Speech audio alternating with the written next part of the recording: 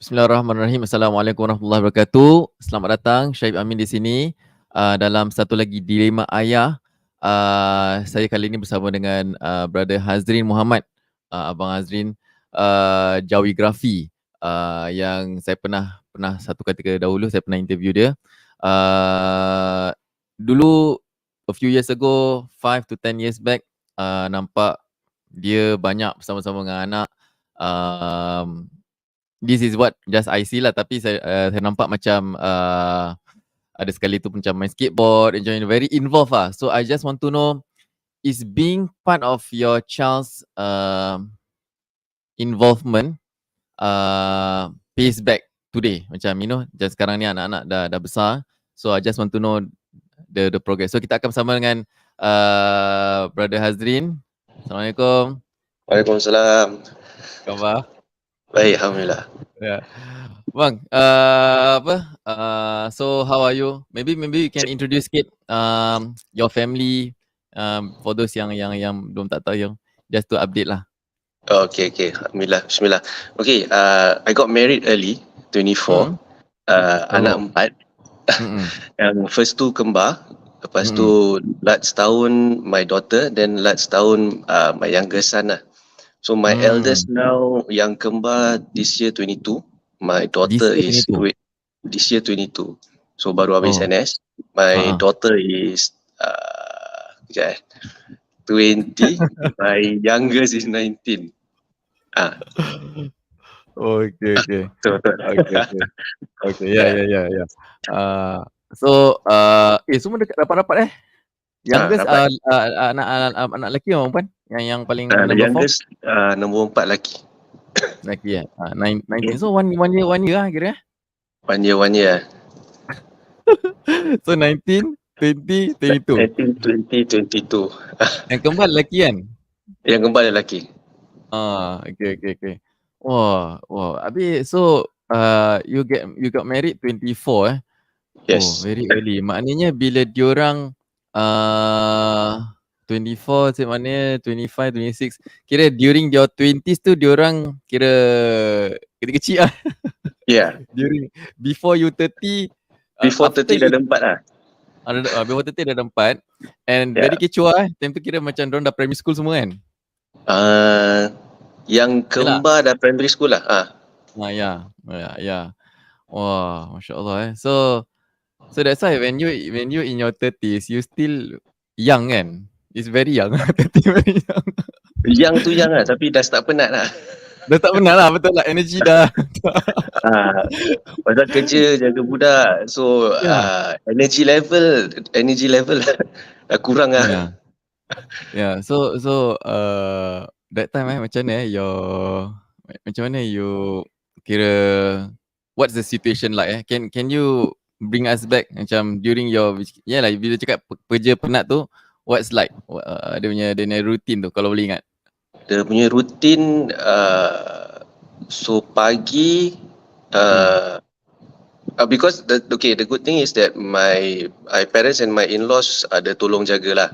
So bila me and my wife pergi kerja, the kids are with my parents and my in-laws. Cuma the one thing that kita terapkan was that no matter how tired we are, lepas kita balik kerja, we will fetch the kids lah. So the kids will be with us in the evening, malam dinner, we will have dinner with the kids lah. So that's the daily routine lah. Yeah. So when you do dinner tu, makan together tu, is it something that you set yourself as a rule, macam no matter, just like you said kan, no matter how tired, at night kita together? Yeah. Is it so even that, until today lah, sampai hari ni lah, we have dinner together with the kids lah. Siapa yang ada kat rumah lah. Budak-budak sekarang dah besar, so diorang ada diorang punya own programs kan. Program. So ada yang kerja, ada yang keluar dengan kawan. So whoever is at home, we will have dinner with everybody lah. Why do you think? And also sekarang biasa we will maghrib Jumaat lah. So maghrib Jumaat, then after that we will have dinner lah. you think that having dinner together tu is something that important to you and your family? It is Hmm. it's time when we sit down, berbual, Mm. catch up with what's happening with the kids, Yeah. story, cerita-cerita. Yalah, so it's time to it's the time that we find to bond with the kids also lah. Yeah. Find out what's going on. Yeah. You know what? I having a hard time Mm-mm. suruh dorang makan. Do you have a problem with the kids bila time dorang kecil dorang cerewet nak makan, takut nak makan? You have any problem with that? For me, daripada kecil we made sure that bila time makan dorang duduk makan. Okay. So macam dulu kita ada kasit kan, so letak budak dalam kasit, strap them in the kasit, so dorang tak lari-lari lah. So as parents and the caregivers, kita tak terlari-lari kejar-kejar dorang bila nak kasih makan. So dorang duduk, kita kasih makan, dah habis makan then kasih dorang main lah, dorang nak buat apa lah. So I think over time for them dah macam condition lah that meal time is kena duduk. So as they were growing up pun, whenever time makan, kita bercakap dah time makan, dorang tahu ambil pinggan ke apa, dorang duduk, sit down, we will have our meal. Dan dah habis makan, dorang angkat dorang pinggan, taruh kat sink. Okay. So benda ni kena terapkan daripada kecil lah. So it has to be consistent. The parents kena consistent, the caregivers pun kena consistent lah. So it has to be something that they are conditioned to lah. Yeah. Your kids ada cerewet makan tak? Atau macam mana? Atau kira macam okay, I just my eldest kira sekarang primary 4 sama saya lupa je. Macam dia takut tau. Dia macam takut nak try food. Kan kita kasih dia nasi goreng. Okay, dia takut nak try. Oh ada hijau-hijau. Okay, hijau kita tepikan. Okay, makan. Tak nak juga. You know macam dia tak willing to try lah. So macam risau. Yang lain okay. Ada yang ada. Okay. So do you have this in some of your kids ataupun macam mana? Ada. Growing up biasa lah, semua tak suka makan sayur kan. Yes. Itu standard lah, semua tak suka makan sayur. So growing up dorang punya makan quite standard lah. Nasi ayam, nasi apa-apa yang kita masak. Nak cakap selera dia berubah tak? Selera dia berubah daripada over time. Yes, over time they will change. As they grow up, they will change. So my youngest is more adventurous. Okay. Dia lagi suka nak try benda baru. The other three a bit more conservative lah when it comes to eating lah. So they will normally just eat benda yang they are familiar with lah. Atau unless kita cakap macam benda tu betul punya sedap, nanti dia try lah. Tapi tak paksa lah. Pasal selera lain-lain. Kalau kita dah kasih rasa dia tak suka, then okay lah, kita tak paksa. Maybe kalau siapa yang tengah dengar ni, kalau dorang you have any ideas on how to get your children to eat the food that you prepare, maybe you can share. Tapi yalah, macam for myself macam tak rasa macam yalah penat lah nak paksa-paksa nanti macam tersiksa kan. Tapi you notice daripada kecil kira besar changes lah kan in terms of makan, in terms of taste kan. Okay. So back to the dinner part do you have any macam tradition macam bila duduk makan kira macam do you have any usual topik ataupun apa jadi-jadilah kira? Tak ada particular topik lah. It's just a matter of kadang-kadang we just discuss about current affairs, things that's happening in Singapore ke overseas ke. Me and my wife, we will share macam life lessons lah, certain things that we experience or we encounter during the day ke during the week that we find that is something meaningful yang budak-budak ni can learn from it. So we will share lah, we will share with them benda-benda macam gini lah. It's more to just have communication dengan the kids lah. So you always having conversation. Time kecil macam mana? Time kecil macam we talk about not about duduk makan tapi macam some do you have any rules rules and also macam macam how do you have any reward system ke, punishmentnya system ke macam mana?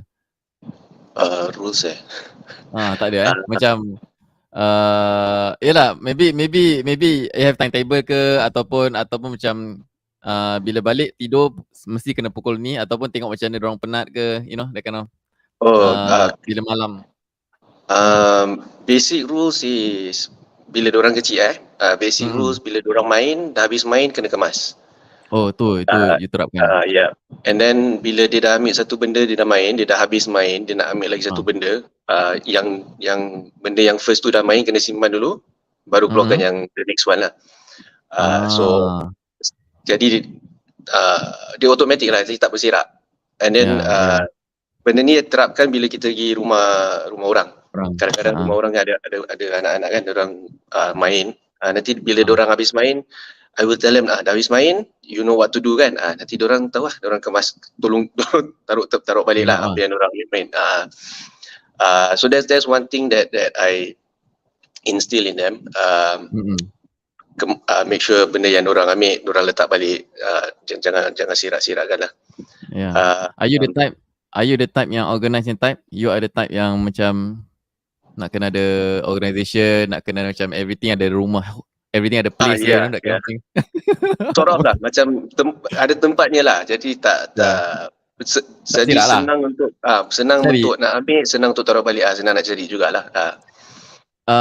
You dah besar macam mana dorang? Kira sama ataupun still nak kena ingatkan? Kadang-kadang kena ingatkan lah, kadang-kadang. Kadang-kadang dorang pun lepas sekolah ke, lepas kerja dah penat. Nanti dorang nak ambil benda, dorang dah tertinggal. Then just ingatkan je lah. Sekarang dengan ada phone, dengan WhatsApp senang, ambil gambar je. Ambil gambar lepas tu WhatsApp. Ni siapa punya tertinggal lah, macam gitu lah. Jadi automatic dorang tahu buat sendiri. Do you have a WhatsApp group family? Adalah Ada. Yeah. Group family lah. Okay. So itulah sekarang okay. I belum ada gigi kasih children phone. Going to, tapi nantilah bila secondary. What is the thing that I need to be prepared when it comes to phone ke ataupun digital life ke? I think a bit difficult for me to advise on this. Pasal my time when my kids started having phone, social media not very prevalent. My youngest, my eldest, dorang start pakai phone primary tak silap. That was basic phone lah, untuk buat call aja. Pasal dorang P5, P6 kadang-kadang ada supplementary class, ada extra class. So it's just to contact me, just to let me know pukul berapa dorang habis, pukul berapa nak kena ambil, those kind of things lah. Then dorang pakai smartphone pun tak silap sec 2, sec 3 gitu baru dorang start pakai smartphone lah. Okay. Dah teenage lah, dah masuk teenager lah. Dah masuk teenager dah pakai smartphone. Then pantau dorang punya social media apps lah. But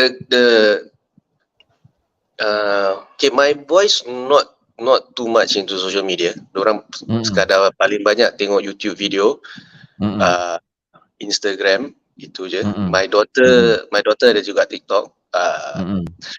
So for me it's social media ni, as parents kita kena ambil tahu lah what's online. What are the things that they are into. Do you remind them about things? Macam do you have yes, I will. Macam I mean within my own group of friends, kadang-kadang ada yang they know lah what's going on. Nanti diorang share lah. Macam ada benda ni kat TikTok ke, benda ni kat YouTube. So I will just let my kids know, bila tengok benda ni baik-baik, kalau tak faham tanya, don't be influenced by what you see lah. Pasal especially a lot of benda yang TikTok yang daripada the western culture kan, dorang punya what apa dorang TikTok challenge lah tu semua kan. So all these things we have to be mindful lah. Kena jaga, then we have to talk to them about it lah. Yeah. Sorry. Bila time dorang kecil, what are the things that you enjoy doing and they enjoy doing at the same time? Kira maybe your yang twin ke? Bila dorang kecil bila dorang kecil, as a family kita selalu keluar cycling, pergi zoo, general stuff lah, pergi piknik. Kalau macam benda main-main macam Lego ke, you know, some people kan macam born through play together macam ada adults punya Lego ke, ataupun you know, you cycling kan, cycling sama je, my children cycling juga. Kalau main game macam main game? Main game dulu when they were growing up, we had an Xbox. So itu I duduk main dengan dorang lah. Okay. Once in a while, I play with them. When they were primary school lah. So main dengan dorang. But the thing is, yang important is for computers, these consoles and everything kan, it is better as in the earlier stage is to have it in a common area. So that when they are playing games ke, dorang online ke, it's easier for you to pantau daripada benda tu kat dalam bilik.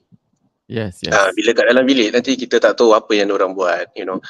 Dorang main sampai pukul berapa, sampai pukul 3, 4 pagi ke. We don't know what's going on because it's inside dorang punya bilik. So when it's outside, easier for us to monitor lah what online content they are watching, what they are looking at, what games they are playing. Why do you think that we know what they are watching ataupun what they are playing is important? Sebab apa as a parent we should do that? Ni semua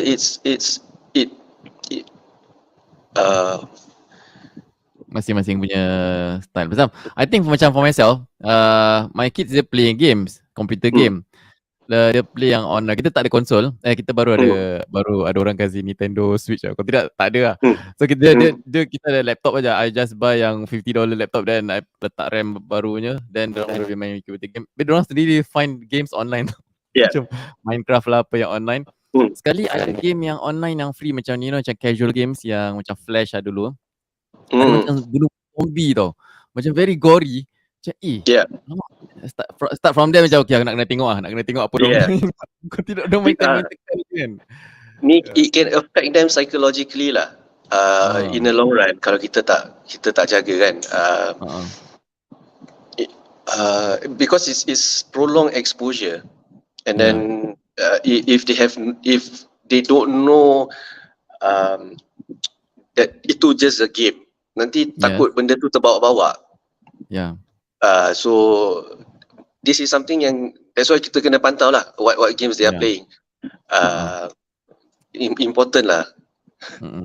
The rule of thumb of the kind of games atau the kind of content yang that the kids need to avoid. This one is for me personally, things that are too gory, benda-benda yang challenges yang violent, yang tak masuk akal punya benda. I also tell them to avoid watching too much of macam, you know, kadang-kadang kat Amerika dia orang suka macam takut-takutkan orang. Prank macam prank so I say it's not good. Pasal kita tak tahu keadaan kesihatan orang yang kita prank tu kan. Takut prank sekali orang tu sakit jantung ke apa kan. So this is something that I tell them that they should avoid lah. I mean kita tengok macam kelakar, tapi kesian lah orang tu yang kena prank tu kan. I have to be mindful of the LGBTQ agenda juga, unfortunately. These are things that I am quite mindful of lah. So I will tell them to be careful of these contents lah. Dulu time kecil kita boleh nasihatkan anywhere, anytime, without without consider their feelings, but actually macam we consider their feelings, tapi tak delicate as teenage betul lah Macam sekarang lagi delicate, macam lagi you nak kena be mindful, tengok dia punya condition, dia ada stress ke apa kan. Macam dulu time balik sekolah kita boleh cakap, ni kita terus boleh cakap. So how do you manage that? Macam beza dulu dengan sekarang pun cara you nak talk to them. Like you say, dulu is on the spot. Dia buat salah kita bilang. But I try to do it away from people lah. Yes. Macam kalau kat luar orang buat benda salah, I will pull them to one corner, cakap dengan orang lah. Kalau kat rumah orang kena tenung aja dulu lah. Dah kena tenung, orang tahu orang dah buat salah, nanti dah balik, nanti start lah. Korang buat macam gini-gini kan tadi kan.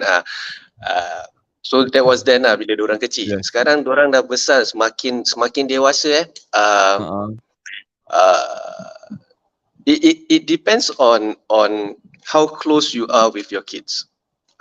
If you are close, and they know that it is something that you have been doing all a while, all this time, it becomes natural and they know where it's coming from. Masalahnya is when the relationship is not there, then tiba-tiba bila dorang dah besar sekali nampak benda salah, kali nak betulkan, that's where the resistance comes in lah. So but for me now, as the kids are growing older, I give them space first. Bila dorang balik kadang-kadang tengok muka muram, dorang tengah bingit, cakap okay lah ni mesti ada bad day kat dengan kawan ke kat kerja kan. So I will give them some space first, let them cool down. Kalau then I will ask them what happened at work, or asal macam gitulah. Kalau dia tak nak bilang, then I say okay lah, I give it some more time. Then nanti dia dah cool off, then I will ask again. Dia bukan pasal nak kepo lah. It's just that for me, I always feel that I concerned about their mental well-being lah. What's going on. And then at the same time, kadang-kadang bila dorang encounter this kind of situations, dorang tak tahu macam nak handle. So for us, being parents, we try to let them see the situation, what's going on, and then always have to remind them that this is how life is going to be lah.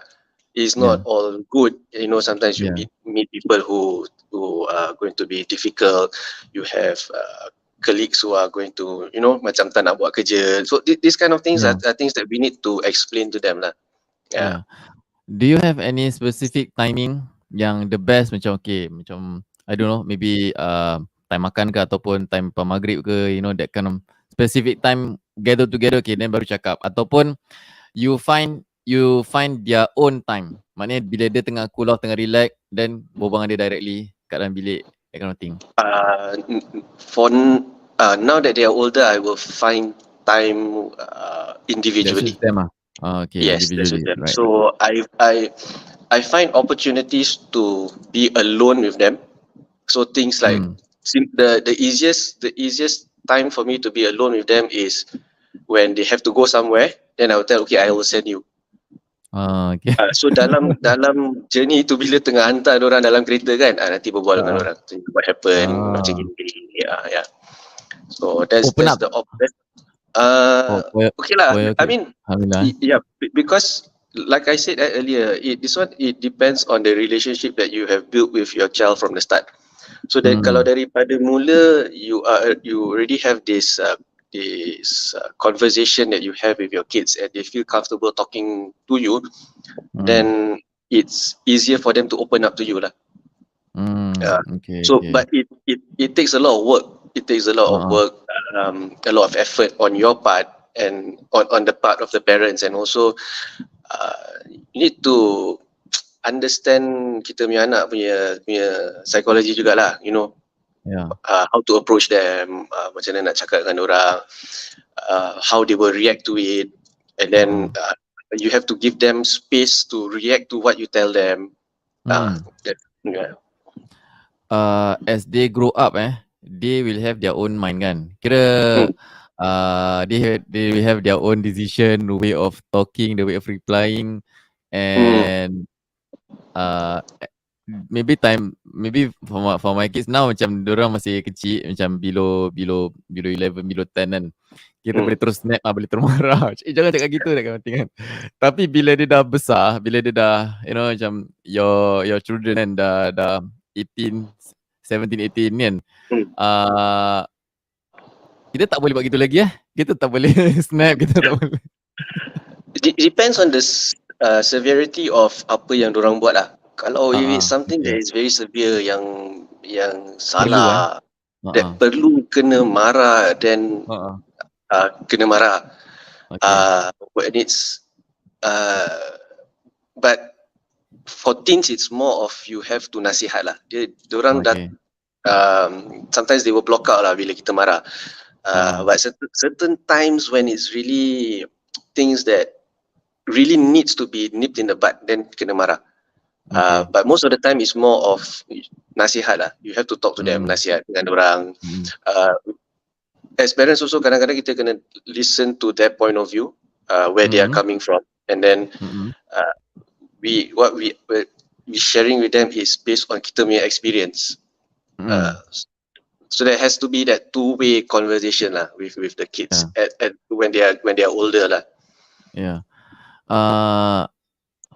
Listen to them is actually a very good parenting advice lah. I just baru baca buku kan, macam it's about listening to them more, acknowledging dia punya feelings, and then macam baru you come to conclusion. Okay, I nak cakap go back to 10-15 years ago for your family Bila diorang gaduh-gaduh kan, how do you manage that Gaduh-gaduh yalah, berebut, tengok cerita, tengok nak remote ni tengok cerita ke nak toy ke apa kan, macam how it's very stressful bila benda tu jadi Okay, gaduh tu tak boleh lari lah. Kan? There's Tapi something you ada cannot run away tak? Ada gaduh lah. Even besar pun sekarang pun orang gaduh juga. Masih gaduh juga. So dulu bila orang gaduh, what me and my wife we used to do is that bila dorang gaduh, nanti dorang dah habis gaduh kan, we will ask the both parties to apologize to each other. Okay. Then salam, peluk, cium. Oh, okay. So itu dah habis lah, bila dah settle dah macam dah okay, and then must do that lah. Oh, salam. So kalau sekarang macam mana Sekarang sekarang punya gaduh is what are things, for example lah? Sekarang gaduh Sekarang gaduh tapi tak bising lah kan. Dia mau sekarang macam kecil hati gitu lah. Dulu macam kecil hati lah, macam dia punya macam the older brother start involve the younger brother, and the younger brother rasa macam tersingkir gitu, macam your brothers macam tak nak main dengan dia gitulah. So this one what I will do is I will talk to individual. I will talk to the older brothers, then I'll talk to the younger brother. What is the situation? Kenapa benda tu jadi macam itu? Then after that, I will call all of them together. Then I will explain to them. Korang semua adik-beradik. If you all don't look out for each other, then who's going to look out for when things go wrong? So the thing that I always try to emphasize with them is the bond of the brothers and sisters lah. That no matter what gaduh ke apa, that they should always remember yang dorang tu semua adik-beradik. We will always fight, we will always argue, but jangan sampaikan macam terus macam nak putus saudara to the extreme lah, but yalah, because the only, if they cannot depend on the family, then who are they going to depend on? Pasal kat luar tu, the world kita tak tahulah macam mana kan. Orang yang cakap kawan boleh jadi lawan. So the only one that you can come back to depend on is family lah. So I always try to remind them that, you know, your bond of your siblings is something that you should treasure and should try to maintain lah, and work out what issues that you have with each other. So parents will become the intermediary lah. So macam kita nasihatkan on both sides lah, see what's going on, kenapa dia macam gini, kenapa si dia tu macam gitu, then try to get them to meet in middle ground lah. Yeah. In terms of son and daughter, alhamdulillah, I baru dikurniakan satu daughter yang paling baru di television. Kalau tidak kan I kan ada 4 boys kan. Tu 4 boys, and then macam I cannot imagine having a daughter. I tak tahu macam mana dia punya besar nanti macam, tapi I'm trying to expect lah. Maybe I want to know macam for your point of view, macam raising son and raising daughter, what is the biggest difference that you see? Biggest difference growing up. Okay, one thing for me is I am fair to all 4. Kalau marah, semua kena marah lah. Kalau buat salah, marah tu kena marah. Macam kadang-kadang macam, you know, some people say, oh, the daughter is the jewel of the father, macam the daughter can do no wrong kind of thing. To me, it's daughter tetap nak kena didik lah, and more so for daughter, because the responsibility that a father has over the daughter is greater lah. Yes. Over as compared to the son. So I'm a bit harder on my daughter to a certain extent. I'm a bit more strict towards my daughter lah, as compared to my sons.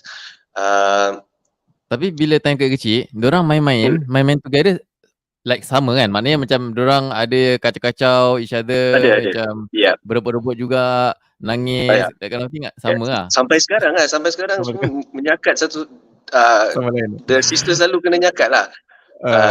So it's normal lah. Kan adik-beradik kan. So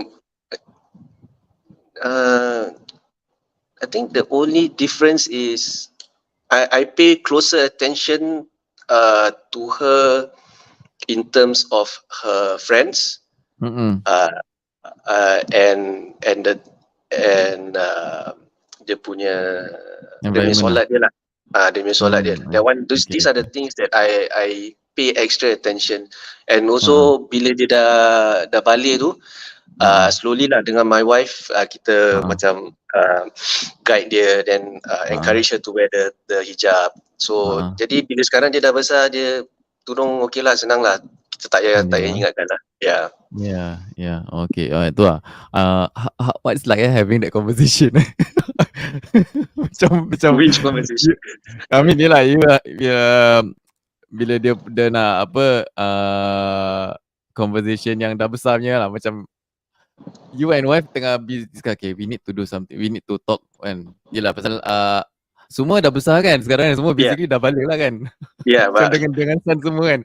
I mean saya fikir juga, macam mana nanti bila umur my yang the first one, I think belum lagi lah. Nanti belum lagi. But you macam mana that part macam yang boys lah, yang boys. So sebelum tu memang dah ada that education kan. Sebelum tu okay. Kan. Correct. So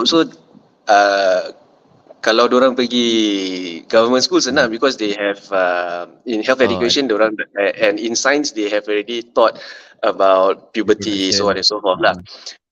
So for me, I took the cue from bila diorang dah learn about puberty in school, it's easier to explain to them about puberty in the Islamic context at home.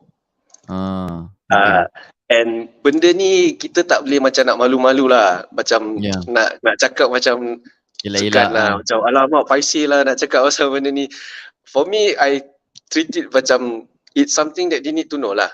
So bila I talk to them, I cakap macam biasa je, cakap okay, korang sekarang you all already learn kan pasal puberty. So I said, so for you all, this is what you all will experience. So kalau korang bangun rasa basah, you all smell the thing, you let me know. Then you know yang itu you dah balik lah, then kena mandi hadas, so on and so forth lah. For my daughter, that one my wife is the one yang explain to her lah. So she knows she knows about having menses. So bila dia dah start datang dia punya menses, then she asked my wife, nak kena beli pad. So we don't make it like it's something macam awkward lah. You know, the more you make it awkward, the more difficult it is to have a conversation about it. And then when you don't have the conversation with your children will find other avenues to have that conversation with. And then you don't know when they're having that conversation with orang lain, what information is being passed on to them. So for this part, you just have to tebalkan muka je lah, berbual je lah. Tak payah nak fikir. Don't overthink it lah. Itu important. That's why important daripada muda, daripada young daripada kecil kita always talk, we always share, so that when it comes to this kind of situation, kita jadi rujukan dia lah. Kita jadi punya rujukan kan. Is there any moment in your parenting life whereby your children come to you and talk something that you can imagine that you having, I mean they share something personal ke, macam he ataupun she relies on you, your point of view, ada tak in that moment? Ada lah. So a lot lah. Okay. Kadang-kadang diorang malu nak start the conversation. For me, okay, the one thing about me is I can sense when there's something wrong, there's something going on with my kids. Macam there's something bothering them lah. So when I sense it, I will tengok dulu, see whether they're going to say anything about it or not, or try and figure out what's going on. And then if they still don't come to me, then I will find an opportunity for me to ask them. And when I ask them, then they will open up. Then they will tell me what's going on, what the problem is. Kadang-kadang budak, I think being kids, they still have this apprehension of straight away coming to you and talking to you. But when you give them that safe space for them to open up and talk to you, then they will share lah what's going on. Apa masalah diorang ada. So from there, then you carry on the conversation from there lah. So important. So for the thing is we have to be mindful of kita punya anak punya gerak-geri, diorang punya mood. When we know that your child is someone who is normally very chatty, tiba-tiba dia balik sekolah ke, dia balik kerja, terus dia macam muram, dia diam, dia macam tak nak cakap. Then for me, I know like, okay, something is not right lah. And if it's something that is not very serious, you will know that they will overcome it in a day or two, then they are back to their normal self. Tapi kalau dia macam melarat, dia macam more than 2 days, 3 days, dia masih macam itu, then you know that this is something that is really bothering them. So you have to take the first step to ask them lah, wow, what's going on, what's the problem. Wow. Yeah, you need to be notice nak kena notice dia punya pattern and so macam bila but as a parent kita nak kena juggle a lot kita nak kena jaga kita punya diri sendiri, kita punya relationship dengan anak-anak, dengan everything So some parents maybe dia tak boleh nampak, dia tak notice benda tu. And until bila dah teruk baru dia notice. Itu yang jadi problem Yes, correct. Okay. Okay bang, dah 40 minutes. I nak tanya last question lah. Last question about, for example, I think this question ni also it's optional lah, kalau nak share tak nak share it's okay. Macam your kids sekarang dah kerja, dia dah kerja, dia make their own choices kan. So bila dia make their own choices, how do you guide them? You give them for yourself macam your style, you give them freedom ataupun macam you have okay nak kena gini, nak kena gini, that kind of thing. We will sit down and discuss lah about the path that they choose the path that they want to take. We will share with them kita punya own experience, what we know, then weigh the pros and cons.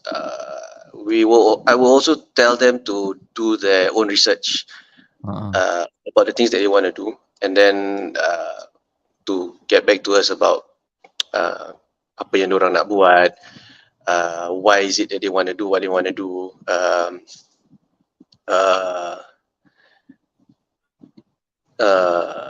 Yalah, so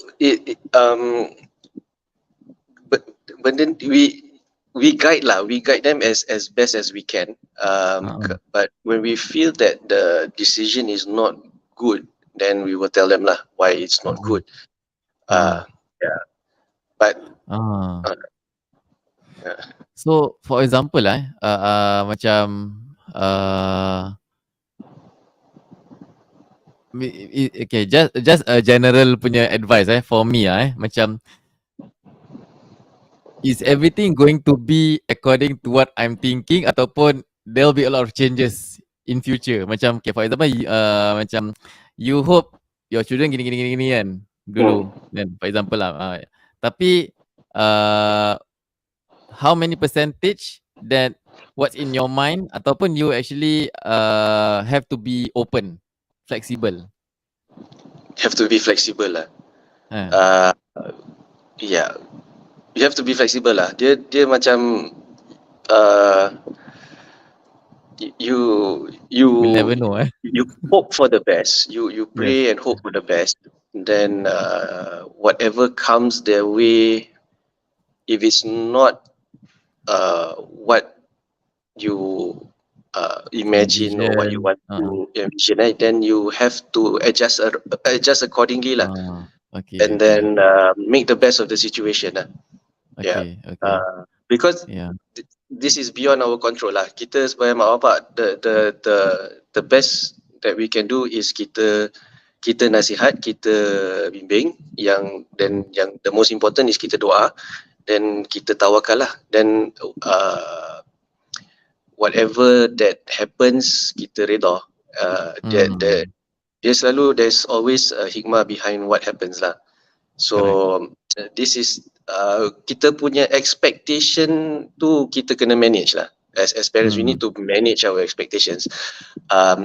Jangan, this is a cliche lah, but this has to be said. Don't compare your kids with orang lain punya anak. Your kids is your kids, and then the way you raise your kids, the way you didik your kids, it's your own kids. So you do you. You don't have to follow what other people are doing. You don't have to, just because you see this person is doing this on social media, oh, I also need to do this with my kids. You know, don't fall into that situation where you feel pressured by what you see, and then you also want to do it with your kids. Kita kena tengok kita punya kemampuan kita sendiri, and then whether our children are the kind that, you know, enjoy doing that also. Kalau tak, then it's like jangan paksa lah, you know. So it's important to be flexible lah. Parenting cannot be rigid lah. Cannot be rigid. It has to be very flexible. Certain things, okay, in terms of principles, pendidikan, agama, these things, you have certain things, yes, you have to be rigid. When it comes to agama, you have to be rigid lah. Semayang, puasa, this kind of things you have to be rigid. But when it comes to the other things in life, it's like you have to learn to be a bit more flexible. Then they make their decisions. We guide them with their decisions. We tell them what are our expectations based on the decisions that they make, and then kita doakan lah yang terbaik untuk kita punya anak. InsyaAllah. Yeah. Thank you very much, bang. Thank you for No the problem. advice and for your time. No problem, no problem. Minta maaf kalau ada salah silap atau Sama-sama. ada thank you for everything. No problem. Okay, kita jumpa lagi bang. Kita jumpa lagi InsyaAllah. di lain time. Alright. Assalamualaikum Boleh. warahmatullahi wabarakatuh. Waalaikumsalam.